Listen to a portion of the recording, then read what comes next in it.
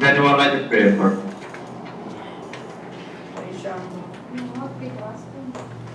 Heavenly Father, we are grateful for today. We are grateful to know the knowledge of everything that you have shown us.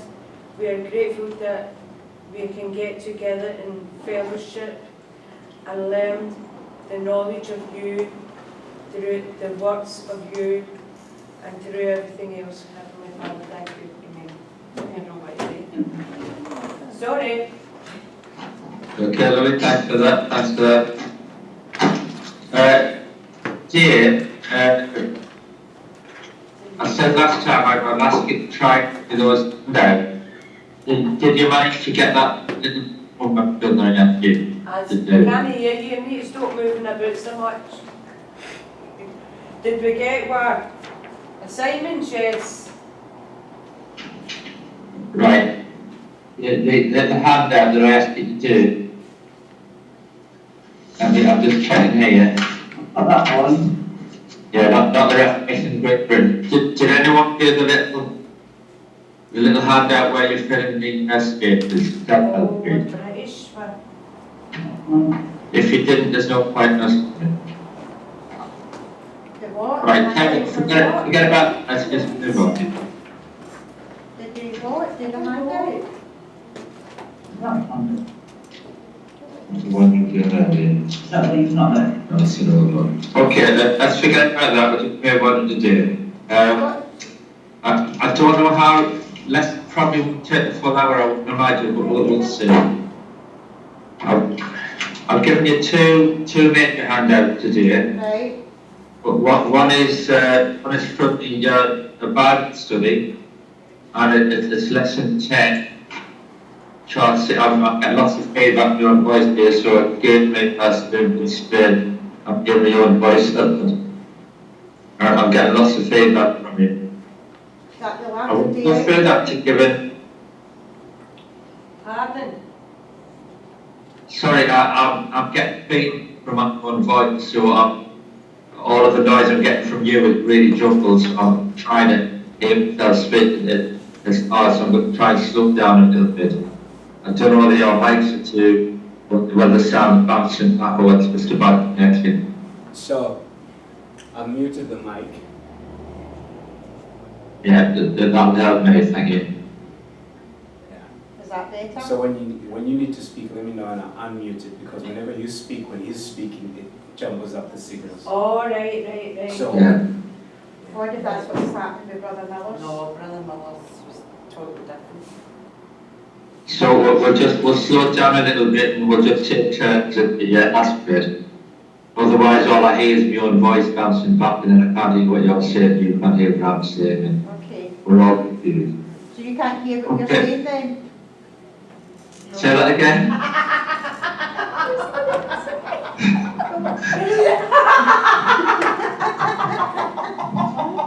No, I can't hear you at all. Turning the mic on, then you can't hear what you're saying. yeah, what I'm going to do is I'm going to turn off the mic here so that you won't get Right. feedback, so that your signal is absolutely clear. So Because he any can't hear sound anything we or say. any noise made disrupts your signal when they're listening to you. So if they're constantly talking to you or over you, it cuts off that signal, so they won't hear you properly. So unless they have to ask an urgent question that is relevant to the topic, I can unmute it and then you can answer them. He likes feedback from us a lot. Hello? Praise the Lord, we praise the Lord. Do you like feedback? Brother Kent likes a lot of feedback from us.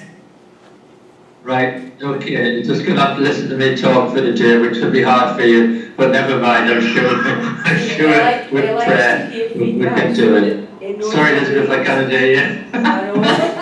I've got my tongue off. It's okay, he can't hear you right now. Praise the Lord. Right, okay, it is great, because I'm not really liking to talk back, but it's just the way it is for the day. That's fine.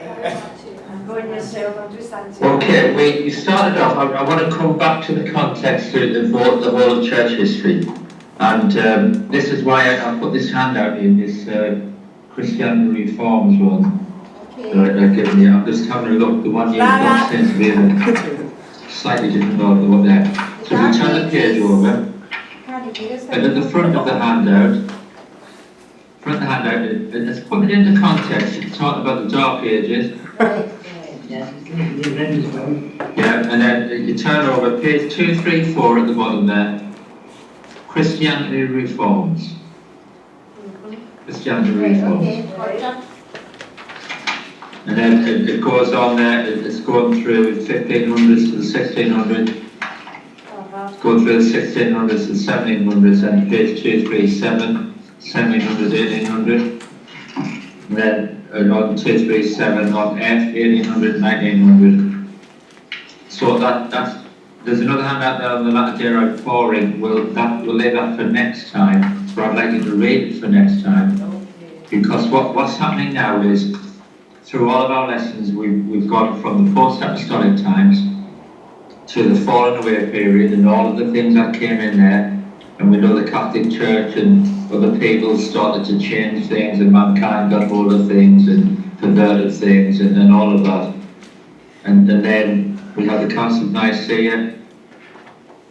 Then we had what we call the Dark Ages, where you know, it's dark because it felt like they weren't hearing from God. Some people were, but you know, there was lots of religious practices came in, you know, all of that. And then suddenly, you know, and this is where this handout is helpful for us. That front page, you know, mentioned the Dark Ages, some of which I've spent a little bit. I would love, if I could do church history properly, I would give you, you know, the whole of the day of church history, every day sort of thing, is that much of it. But if you just look at page 233 with me, I'm going to pick out some other things that we haven't necessarily picked out before. One thing that we haven't really mentioned a lot in church history, because we've been focusing on sort of Western culture as such, is Muhammad and the whole idea of you know, Muslims and all of that religion coming through. So I just want to pick this out a little bit. I'm going to read a little bit from here, you know, just to clarify this. So in 570 AD, Muhammad, a descendant of Ishmael, son of Abraham, was born in the Arabian city of Mecca. Muhammad came in contact with Jews and Christians and learned something of their religion. Claiming to have received revelations from the angel Gabriel, he established a religion of Mohammedanism, also called Islam, and Muslims. These teachings were later collected and written in the Quran, the sacred book of the Mohammedans. His fundamental teaching was that there is but one God, Allah, and Muhammad is his prophet. Muhammad died in 632, but his influence lived on. Obviously, Islam is a massive religious body today. I mean, it's in most of the world, isn't it? But in that time, in the next 100 years, from 632, they conquered Persia or Iran, India, Asia Minor, provinces of Syria, Palestine, Egypt, North Africa. Later, the Arabs conquered Spain and the Roman province of Gaul, which is France. And it appeared that all European Christianity might be ruled by Islam, you know. And to this day, most of these nations have but a few small Christian churches, and they're predominantly Muslim. Now, the thing that we did pick up on a few lessons ago, which I started with you, but we didn't get to finish, was the whole idea of one of the big things that came from the Pope at the time was the Crusades. And the Crusades is a blight on Christianity because of violence. You know, this idea of going back and conquering, you know, the Holy Land back from the, you know, the Arabs and the Turks, and, you know, over 200 years. If you look back in your notes, I did give you handouts on the Crusades. But I want to remind you that the Pope at the time said to people that, you know, this idea of the plenary indulgence, you know, those indulgences that you paid for, you know, where you thought that your relative might be down in purgatory, you know, that halfway station waiting to get between, you know, hell and heaven sort of thing. When you paid for them to go, he thought that's okay. What the Pope offered was a plain range judge and said that basically said, if you go on a crusade, then your sins will be forgiven for the rest of your life. Not just the sins you've committed, but the sins that you're about to commit. So when you give that freedom to someone, when someone truly believes that they can do whatever they want and there are no consequences, then of course they lose the moral compass. And lots of the, not all of them, of course, but lots of the Crusaders went across to the Holy Land, and in the same way that people in modern warfare might see men, women and children all as one, as the enemy, and think nothing about attacking and killing the children, raping the ladies, and all of that is part of the conquest. Of course, that's what happened with some of the mentality of some of these Crusaders. When they got there, or even before they got there, as we're travelling from England, and it wasn't just English, it was French and different nations as well. But as they were travelling across, some of them thought, well, so they're travelling from England across to France and across to the Holy Land, they thought they could rape and pillage and take what they wanted because the Pope had said wherever they did would be okay. It's been forgiven, because they felt they were going to a higher purpose, and that higher purpose meant that anything that they did on the way to doing that was already forgiven. So I wanted to pick that out, the Dark Ages there. And then as we got in the beginning of the year here, we started looking at the Reformation, we looked at Martin Luther. And this here, the handout is good because it fills in some of the gaps of people that I've mentioned but hadn't really given you much detail on. I'm just picking out some things here, so I'm looking at page 234, I'm just sort of skimming down and picking out a few things. Practically all known Western history concerns the Roman Catholic Church. There's only a small fragment from other places. And I'm picking out the fact that the men who led the Reformation were not seeking to withdraw themselves from the Roman Church, but rather that they were sincerely seeking to improve it. Lots of the reformers actually stayed with the church until the church kicked them out or excommunicated them. There's a few groups there just to pick out that I've never picked up with you before. The Albigenses emerged in southern France. They preached against Catholic Church doctrines, advocating a chaste and spirit-filled life.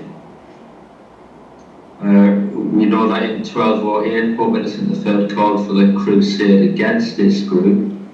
So the entire community was slain, including some Catholics as well who sort of stood up for them, As well as this group, there was a group called the Waldenese, another French group. They talked about being spirit-filled. They emphasised the authority of the Bible. They were memorising portions of scripture even before it was in print and things, The Pope decreed that these should also be destroyed. Large numbers fled to the Piedmont Valley and that's in northern Italy. And the Roman Catholic troops sought to eradicate them. Quite a lot of them survived right through to 1458. Not the same group of people, of course, otherwise it'd be 258 years old. But the survivors, the descendants of this group, eventually merged with the Moravians, another group that was spiritual filled. So that was a road to the Reformation. And, one of the other things, there's a guy in England, John Wycliffe, he insisted that Christ, not the Pope, was head of the church, and the Bible, not the Catholic Church, was the sole authority for the believer. So he started to make the Bible available in the people's own language. By 1382, he completed the first manuscript translation of the English New Testament. People often call him the morning star of the Reformation, because that translation really led to, paved the way for the Reformation itself. Other notable people in the 1400s to 1500s, in Bohemia, a guy called John Huss was there. He died a martyr.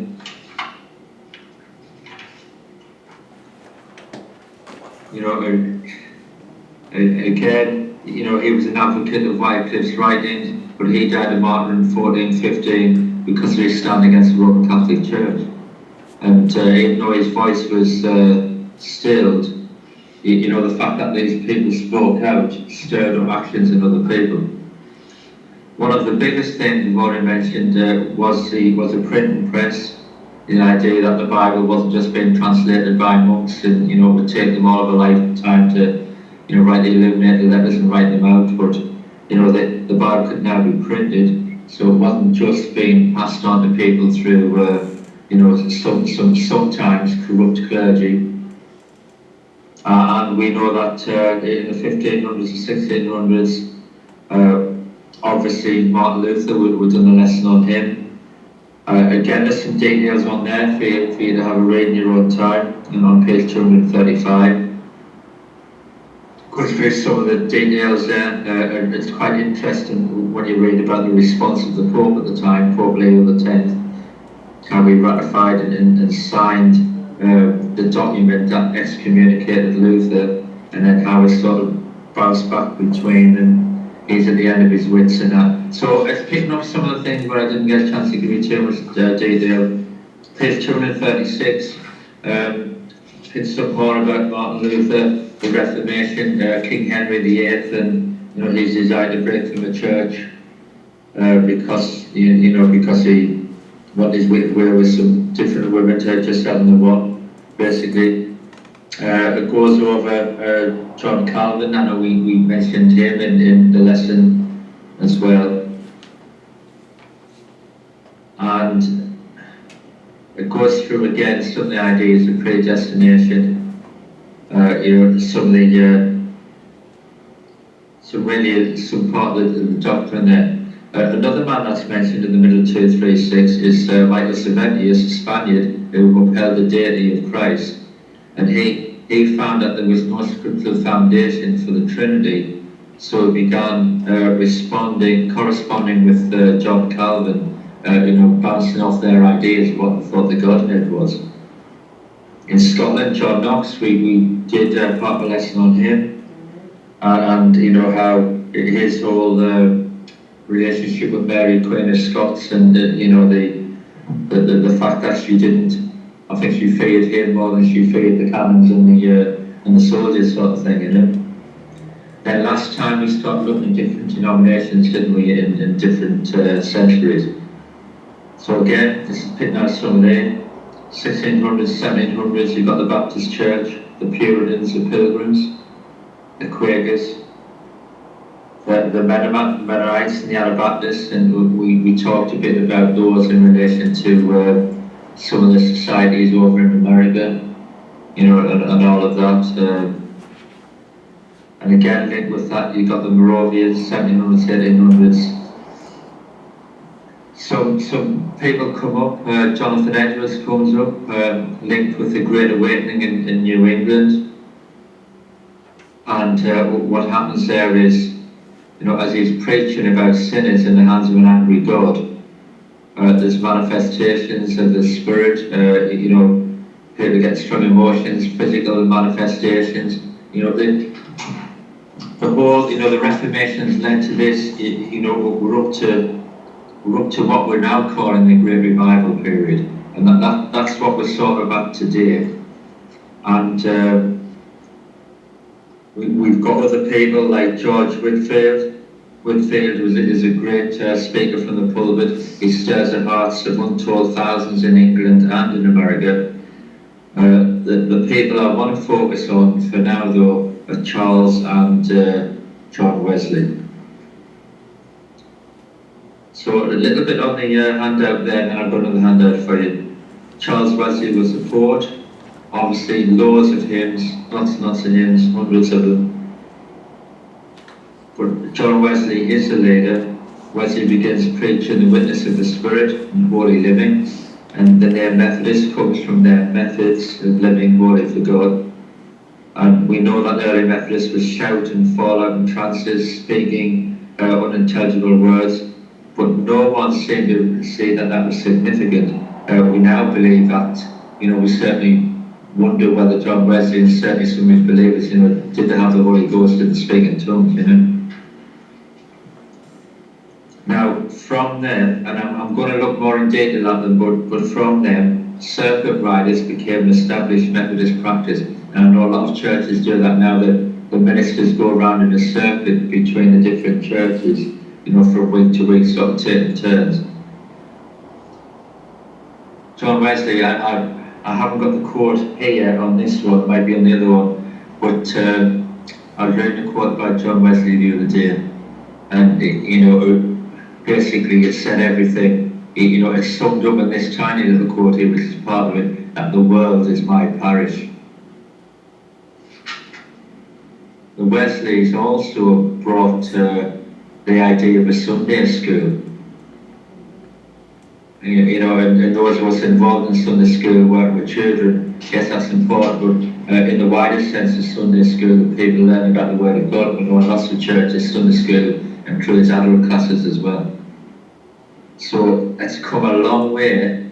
Church history has come all the way from the time of Jesus and when they were struggling just after the resurrection, all through the struggles of the Dark Ages and all of that, and the different things coming through the Catholic Church, and we're starting to see the Reformation. People are still seeking God.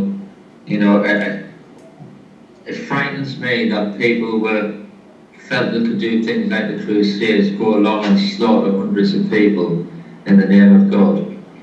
It frightens me what people will do, that people will pay money for others who are dead in the hope that they'll get them out of purgatory.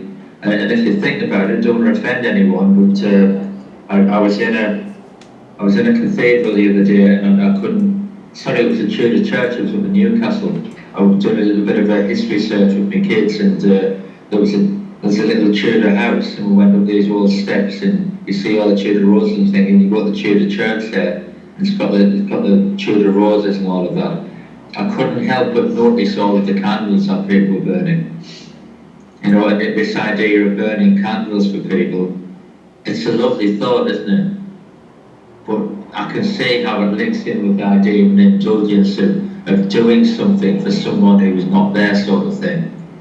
Now, we might link the burning of candles to prayers, which is great, but there's not a big step between that, between me saying, I'm praying for my sister who's poorly, to I'm lighting a candle for my sister who's poorly as a sign of prayer to God, as a symbol to God, to my sister died, and I'm now paying some money to the church in the hope that she'll not be in purgatory and that she'll get into heaven. So I wish I did have your feedback for this one. You see how there is a sort of a stage there or a link, isn't there? Okay, at this time I would normally ask your opinions, but obviously I can't hear you, so that's a bit of a problem.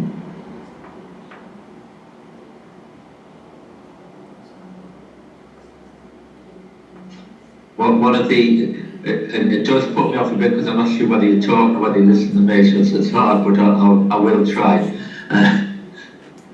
And as we look at the Wesleys, there's another handout I've given you.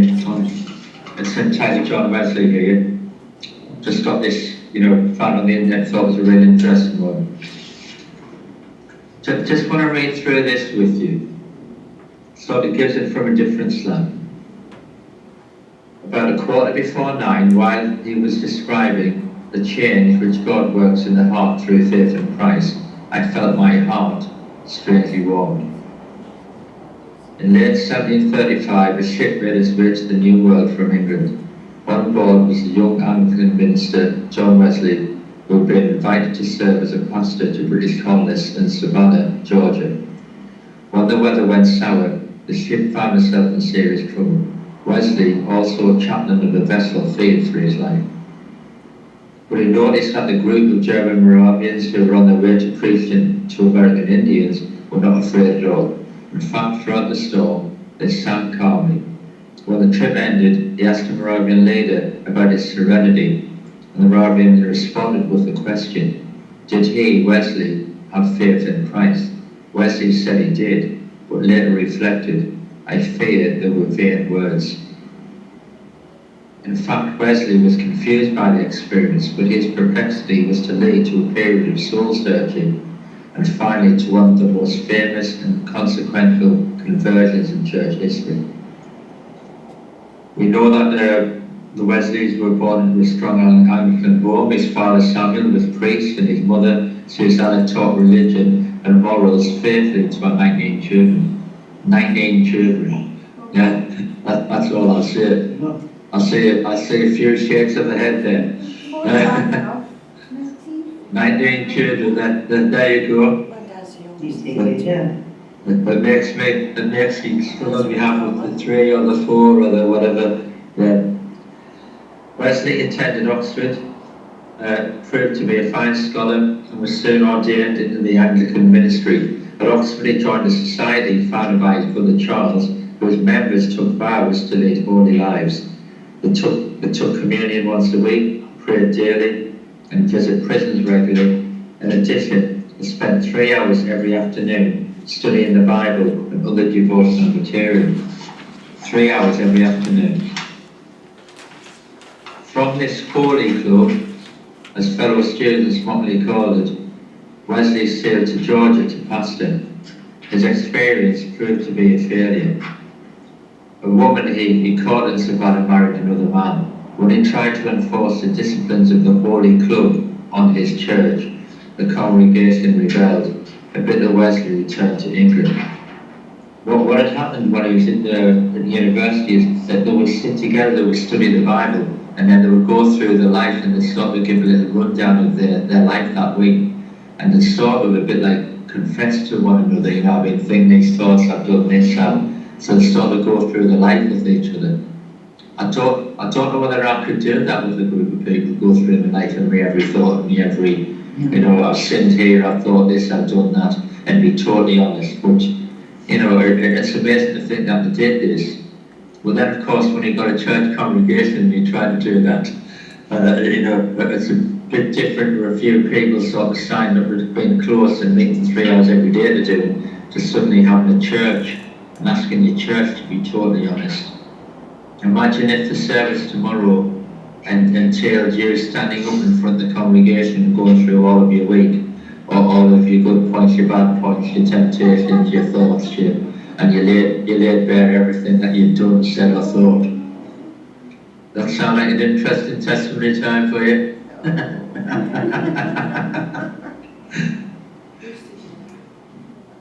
So, after speaking with another Moravian, Peter Bother, Wesley concluded that he lacked saving faith. Though he continued to try to be good, he remained frustrated.